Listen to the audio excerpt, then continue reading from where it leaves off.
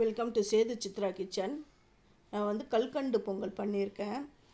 எப்போவுமே நம்ம சக்கரை பொங்கல் பண்ணுவோம். இந்த கல்கண்டு பொங்கல் ரொம்ப ரொம்ப விசேஷம். அதுக்கு என்ன அளவுகள் பாருங்கள். நான் வந்து இதை செய்யும்போதே உங்களுக்கு அந்த அளவுகள்லாம் சொல்கிறேன். 1 கப்பு பச்சரிசி தலை வெட்டி எடுத்தேன். எப்போவே நெய்வேத்தியம் பண்ணணுன்னா பச்சரிசியில் தான் பண்ணணும். இந்த பச்சரிசியை தண்ணி விட்டு நல்லா வாஷ் பண்ணிவிட்டு 1/2 hour வந்து இதை நான் ஊற விடுறேன். இது நல்லா ஊறிட்ட உடனே அந்த தண்ணியெல்லாம் இருத்துட்டு குக்கரில் சேர்த்துடணும். குக்கரில் சேர்த்துட்டு அதுக்கு தண்ணி வந்து 2 கப்பு தண்ணி 1 கப்பு பால் அப்படி சேர்த்துக்கோங்க. ஃபஸ்ட்டு என்னுடைய வீடியோ பார்க்குறவங்க சப்ஸ்கிரைப் பண்ணலைன்னா சப்ஸ்கிரைப் பண்ணுங்கள். ஆல் என்ற ஆப்ஷனாக தொடுங்க. அப்போ தான் நான் போடுற ஒரு வீடியோவுடைய நோட்டிஃபிகேஷனும் உங்களுக்கு காட்டும்.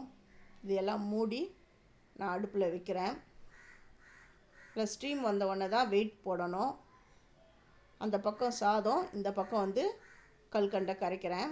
கல்கண்டை வந்து 1 கப்பு தலை வெட்டி தான் நான் அரிசி எடுத்திருக்கேன். அது கல்கண்டு வந்து அப்படியே குவின கோபுரம் மாதிரி குவிச்சு தான் எடுக்கணும். நான் டைமண்ட் கல்கண்டு எடுக்கிறேன். அதில் 1/2 டம்ளர் தண்ணி தான் விட்டு கரைக்கிறேன். அடுப்பு மேலே வச்சு நான் இதை கரைச்சி விடுறேன். இதுக்கு வந்து கம்பி பதம்லாம் வரணும்னு அவசியமே கிடையாது.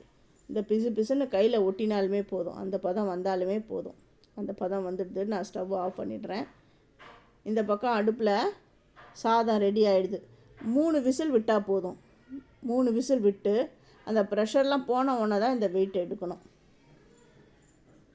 இப்போ இதை ஓப்பன் பண்ணுறேன். ஓப்பன் பண்ணி கலரி காட்டுறேன் பாருங்கள். எல்லாம் ரெடியாக பாருங்கள். எதுவுமே அடி பிடிக்கல. கரெக்டாக வந்துடுது. இந்த அளவு தான் கரெக்டாக விடணும். 2 டம்ளர் தண்ணி 1 டம்ளர் பால் விட்டுக்கோங்க. இதுதான் கரெக்டாக இருக்கும். 3 விசில். இப்போ வந்து அடுப்பு ஆனில் தான் இருக்குது.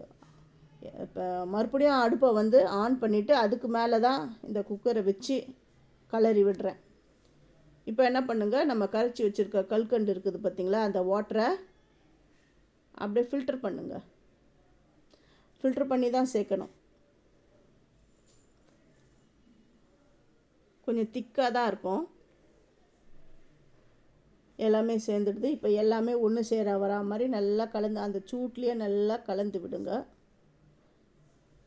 இப்போ வந்து நான் குங்குமப்பூ சேர்க்குறேன்.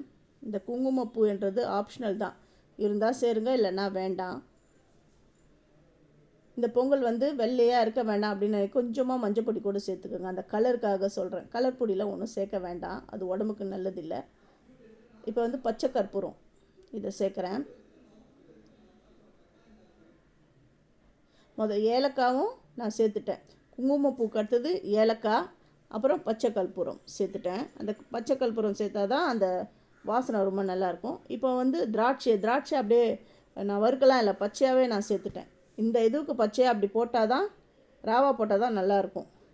இப்போது 1.5 ஸ்பூன் நெய் விட்டு முந்திரியை தாளித்து கொட்டிக்கிறேன்.